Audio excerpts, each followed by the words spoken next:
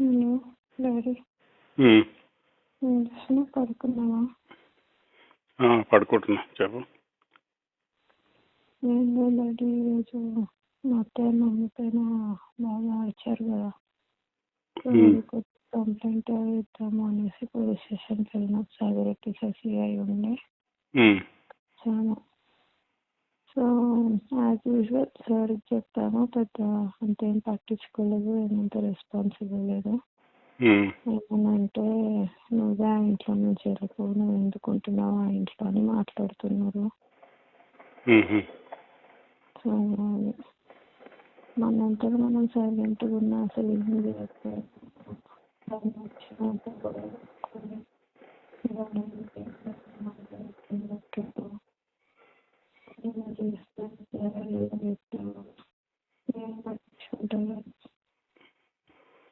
ఎందుకు ఏమంటాడు సిఐ? ఏమంటాడు మరి?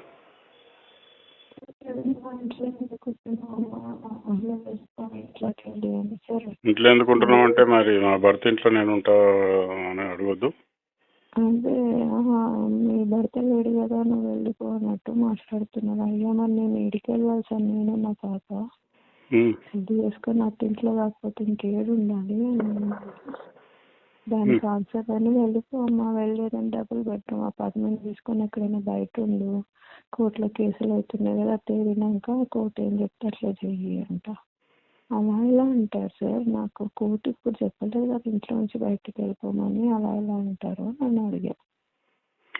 ఇప్పుడు అపార్ట్మెంట్ అది అంటే మరి ఇప్పుడు మా పెళ్ళప్పుడు మా డాడీ మరి 2 కోట్ల పైన ఇచ్చిండు, బంగారం అవి ఇవి, మరి ఏం లేకుండా ఎట్లా వెళ్ళిపోవాలి? ఇప్పుడు నేను ఎట్లా పోయి బతకాలి? మరి మా డాడీ వాళ్ళు కూడా మరి ఇప్పుడు వాళ్ళ ఇంట్లో వాళ్ళ కోడలు ఉంది, వాళ్ళు ఉన్నారు, ఇన్నారు, కూడా మరి ఇబ్బంది పడతారని చెప్పి మా డాడీ కూడా ఆయన సెట్ చేసుకోమని చెప్పి నేను చెప్పలేదా? నువ్వు సంపాదిస్తున్నావు కదమ్మా, నువ్వు నీ కూతురు బయట వెళ్ళి అపార్ట్మెంట్లో ఉండాలి అన్నారు. అయితే నేను అప్పటికన్నాను, ఇలా కళ్ళ ముందు ఉంటేనే నాకు ఎక్కడ లేని లింకులు పెడుతున్నారు. మా అత్త వచ్చి నాకు రెంటర్లతో అంట పెడుతుంది, మా అత్తలో చెల్లెలు సులోచన వచ్చి ఇంకా చాలా బూతులు మాట్లాడింది నన్ను. ఇప్పుడు వీళ్ళ కళ్ళ ముందు కూడా లేకుండా ఎక్కడ నేను అపార్ట్మెంట్లో ఉంటే ఇక నన్ను నా కూతుర్ని ఇంకెన్ని మాటలు అంటారు అని వాళ్ళు అంటారమ్మా. అది ఇదనండి. అది కాదు డాడీ, నువ్వేమో నాకు ఎంత చెప్తావు, వెయిట్ చేయి మారుతాడు సికిందర్, అది వీళ్ళు ఒక్క మాట ఎందుకు చెప్పారు డాడీ సికిందర్? నాకు అర్థమే కాదు. నాకు నా పాపకి చెప్తానే ఉన్నా. మరి ఇప్పుడు కొన్ని రోజులు ఆవిడ ఉంటే కనీసం నేను నీ పాపను చూసాను కొంచెం మారుతారేమో, కొంచెం మరి ఓపిక పట్టాలి కదా. మరి నువ్వు ఏడిస్తే కాదు కానీ జరుగుతుందని 3 నెలలు అవుతుంది, ఒక్కసారి ఇంటికి వచ్చింది లేదు, నన్ను నా పాపని పట్టించుకున్నది లేదు. వీడనేమో నీళ్ళు బంధిస్తుంది, కరెంటు బంధిస్తుంది, నీళ్ళు లేకుండా ఎట్లా బతుకుతారు డాడీ? ఏమనంటే వదిలి వెళ్ళిపో, 2 ఎకరాలు తీసుకుంటాం. నాకు నా కూతురికి 2 ఎకరాలు మేమేం చేసుకోండి డాడీ? చిన్నప్పటి నుంచి ఏడ చూడని వస్తాయి.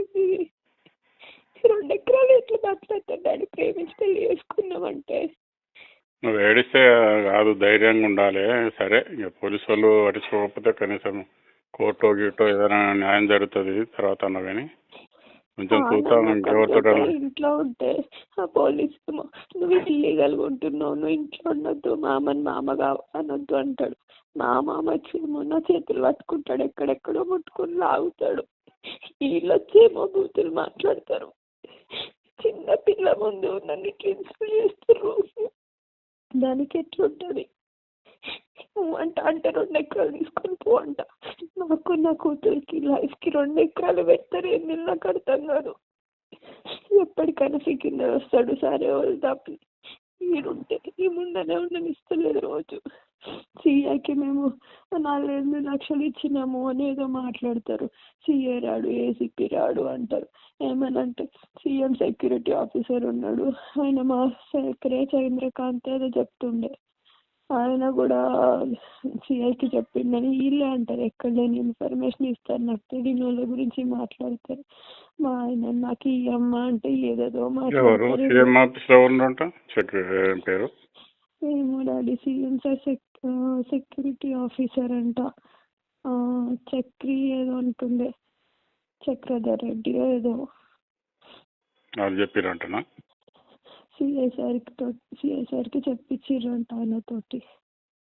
ఎవరు అదంటుంది. ఎవరు ఇంకా మీ అత్త అంటుందా? మా అత్త అంటుంది.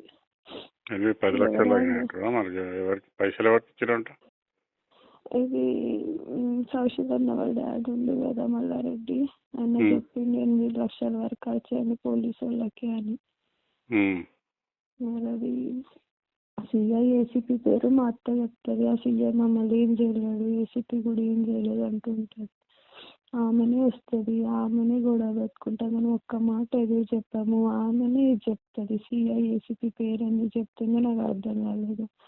ఈయన ఇంత ముట్టినానంటే మరి ఎవరికి ముట్టినాయో నాకు అర్థం కావట్లేదు. సిఐ సార్ చెప్తేనేమో ఆయన రెస్పాన్స్ ఇవ్వడు. ఎన్ని చేసింది డాడీ వాళ్ళు. రెంట పని పిల్ల రేష్మ వచ్చి నా చెప్పుతో సమానం కాదు, ఇది నా ఇల్లు పని పిల్ల అంటుంది. అసలు నాకు అర్థం కాదు, నేను అనాల్సింది ఆమె చెప్పుతో నేను సమానం ఏం డాడీ, అసలు ఏం పోల్చుకుంటుంది డాడీ ఆమె. అట్లా అంటే కూడా సిఐ చెప్తే కూడా ఏమనలేదు. కెమెరాలు ఇంటికి పెడుతున్నారు సార్ అంటే ఏమంటలేడు. నేను ఎవరు చెప్పాను నాకు అర్థమే అవుతలేదు. రోజు రాత్రి పడుకుందామంటే ఇవన్నీ గుర్తొస్తున్నాయి. నాకు నిద్ర కూడా పడతలేదు. పిల్ల ముందే మెడవలని ఆపుకుంటున్నా. సరే రేపు వస్తాం మేము, రేపు చూద్దాం ఏందో మాట్లాడదాం. వేరే ఎవరితోటైనా ఎవరైనా పెద్ద మనుషులు ఉంటే ఇంకా కూడా మాట్లాడుకొస్తాం. నువ్వు అనవసరంగా నువ్వు ధైర్యంగా ఉండాలి. నువ్వు అనవసరంగా ఏడ్చుకుంటాను అది చేస్తే ఆ పిల్ల భయపడుతుంది, నువ్వు ఆడ ఉండలేవు. సరే ఇంక కాదంటే ఇక వచ్చేస్తే పోతుంది. మారుతారా మారకపోతే ఇక ఏం చేస్తాం, ఇక లేడు అనుకుంటాం. ఏదో ఆ పిల్లగాడు మన కొడుకు లేక సమానం అన్నాడు. ఇన్ని రోజులు ఇంకా పోనీ మారుతారని ఏదో చూస్తున్నాం. ఇక తండ్రి సంబంధం లేదు. ఇప్పుడు పిల్లగాడు ఇంపార్టెంట్. సికిందర్ ఏమైనా మారుతాడేమో, మారితే మళ్ళీ మీరు మంచిగా ఉంటారు కదా అని కొంచెం నేను ఏదో మీకు చెప్తా ఉన్నాను. కొంచెం ఆ దృష్టిలో పెట్టుకొని చెప్తున్నావు. కానీ ఒక్క విషయం ఆలోచిస్తున్నాను, వాళ్ళు అట్లా మారే మనుషులు అయితే మందంటే వాళ్ళు ఆయన ఎట్లా చంపుకుంటారు డాడీ. ఆస్తి కోసం ఆయన చంపలేదు. వాళ్ళిద్దరు పిల్లల్ని అన్యాయం చేయలేదా? ఏం పాపం చేసిండు అశోక్ అంకుల్? వీళ్ళ వల్ల కదా వచ్చింది. అన్న నా భర్తను కాపాడనా అంటొస్తే ఎట్లా వస్తే నాకేందని మా మామే కదా అన్నాడు. సొంత చెల్లిని అంత ప్రేమగా ఉన్న పెళ్ళి వాళ్ళ వైఫ్ అండ్ హస్బెండ్ ఆయన చనిపోతేనే పట్టించుకోలేదు. ఇప్పుడు నేను ఇక్కడ నుంచి వచ్చిందాన్ని దాని గురించి సార్ మా ఎన్నిసార్లు చెప్పలేదు 2 ఎకరాలు తీసుకొని నువ్వు అంట. నాకు అర్థం కాదు నీ డాడీ నేను సంపాదించుకోవట్లేదా, నేను చూడని పైసలు అవి. ఆ 2 ఎకరాలు నా పిల్లకి మా డాడీ కావాలి, నాకు మా ఆయన కావాలంటే 2 ఎకరాలు అంటే డాడీ వీళ్ళు.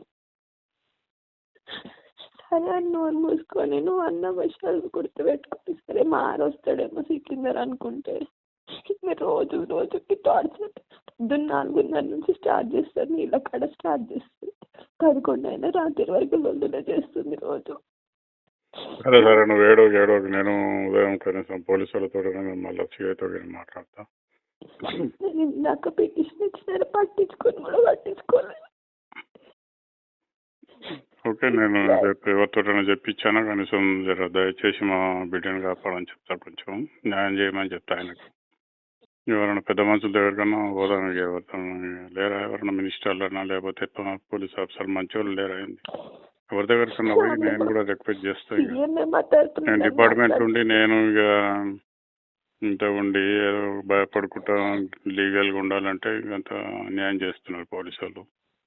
ఆయన గట్టిగా పిలిచి ఒక రోజు వీళ్ళని కూర్చోబెట్టి ఏదో ఒకటి ఫైనల్ చేసుకోండి, లేకపోతే చెప్పాలి. ఆయన కోర్టు నుంచి ఆర్డర్స్ వచ్చేంత వరకు మీరు అమ్మాయి లోపల ఉంటుందని గట్టిగా చెప్తే వాళ్ళు ఎందుకు వస్తారు. కాకపోతే అదే ఇంకా నిన్ను ఇల్లీగల్ అన్నప్పుడే మాకు అర్థమైంది. అతడు కూడా న్యాయం చేస్తలేడు, కొంచెం ఏదో పార్షాలిటీ చూపిస్తున్నాడు. డిపార్ట్మెంట్ ఉన్నారు, తమ్ముడు కూడా కొద్దిగా పార్టీలో తిరుగుతాడు అనే వాళ్ళు ఉన్నారు. అవన్నీ వదిలేస్తే నేను డాక్టర్ని ఎంత ఉండి కూడా నేను నా పిల్లలు చేసుకోలేకపోతున్నా.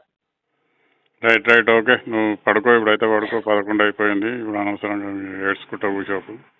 నువ్వు ఆడమే మీరు ఉంటే అసలు ఎట్లా ఉండాలి? నువ్వు ధైర్యంగా ఉండు. నువ్వు రేపు నేను డ్యూటీకి పోయి తర్వాత నేను ఎవరితో చెప్పిస్తా సిఐకి వాళ్ళకి. సిఐ అసలు గడ్డు పొరక తీసి పడేసినట్టు వాడేస్తుండే. ఇప్పుడు న్యాయం చేస్తారని ఆడిపోతే వాళ్ళే పట్టించుకోవట్లేదు. సరే సరే నువ్వు ఉండు, ధైర్యంగా ఉండు నువ్వు. చూద్దాం ఆ పిల్లగాడు ఇంకా ఏమన్నా ఇంకెవరితో చెప్పిస్తాం, పోతే ఏమన్నా వింటాడేమో. ఏమన్నా కొంచెం మారితే కొంచెం ఫ్యూచర్ బాగుంటుందని నేను ఆలోచన చేస్తున్నా. ఆయన రిక్వెస్ట్ చేసి ఎవరితోటైనా బతిలాడిపిస్తాం, చూద్దాం. తోటే ఉంటున్నాం డాడీ, కానీ రోజు వాడుకునేటప్పుడు ఇవన్నీ గుర్తొస్తే అయితలేవు. ఓకే రైట్ నువ్వు ఏడోకి.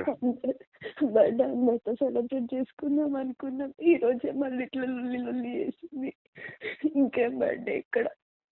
లేదు ఇక చేసుకుందాం బర్త్డేకి నా చేద్దాం, కానీ నువ్వైతే ధైర్యంగా పడుకో.